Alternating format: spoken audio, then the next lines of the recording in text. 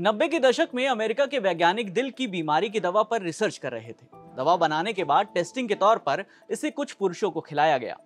दवा को खाने के बाद लोगों ने महसूस किया कि उनके शरीर की नसों में खून का फ्लो काफी तेजी से हो रहा है और उनके गुप्तांगों की नसों में भी खिंचाव महसूस हो रहा है। दोबारा रिसर्च के बाद यह तय हुआ कि इस दवा को नपुंसकता दूर करने वाली दवा के तौर पर ही लोगों को दिया जाएगा, जिसके बाद फाइजर कंपनी की इस दवा ने बाजार में आते ही तहलका मचा दिया।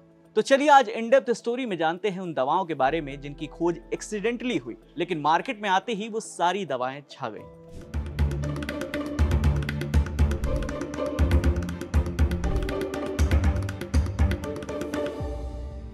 साल 1918 में स्पेनिश फ्लू दुनिया में कहर बरसा रहा था।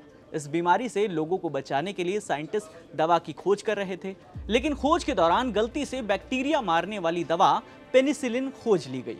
एंटीबायोटिक दवा पेनिसिलिन की खोज के बाद वैज्ञानिक अलेक्जेंडर को नोबेल पुरस्कार भी मिला था। अचानक से हुई इस खोज के लिए इसे जादुई दवा भी कहते हैं। 1950 के दौर में गर्भ निरोधक दवा की खोज भी बेहद दिलचस्प तरीके से हुई। लोगों को इन्फेक्शन से बचाने के लिए एक दवा की खोज हो रही थी। लैब में साइंटिस्ट इन्फेक्शन की दवा पर रिसर्च कर रहे थे। दवा को बनाने के दौरान बीच में ही रिसर्चर को लगा कि उन्होंने एक ऐसी दवा की खोज कर ली है जिसका इस्तेमाल गर्भ निरोधक के तौर पर किया जा सकता है। दरअसल रिसर्च में सामने आया कि इस दवा को खाने के बाद महिला किसी भी पुरुष से संबंध बनाती है तो इससे गर्भ नहीं ठहरता है। इसी का नतीजा है कि आईयूडी उपकरण और कॉन्डोम वगैरह नहीं होने की वजह से साल 1950 के दौर में गर्भ निरोधक गोलियां खूब बिकी।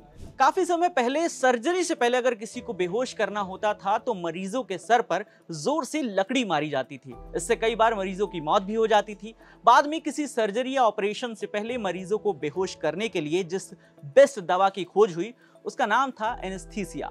इस दवा को बनाने की कहानी भी काफी मजेदार है। एनेस्थीसिया की खोज होरेस वेल्स ने साल 1844 में की।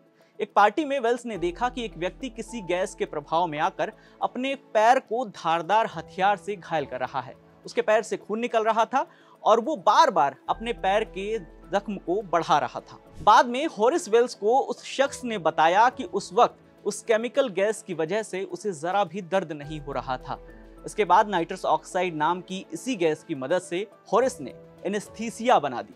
कुछ समय बाद WHO ने भी इस दवा को एसेंशियल मेडिसिन का दर्जा दिया। दुनिया भर में डिप्रेशन के मरीजों के लिए इस्तेमाल होने वाली दवा आइप्रोनियाजिड की खोज भी एक्सीडेंटली ही हुई है।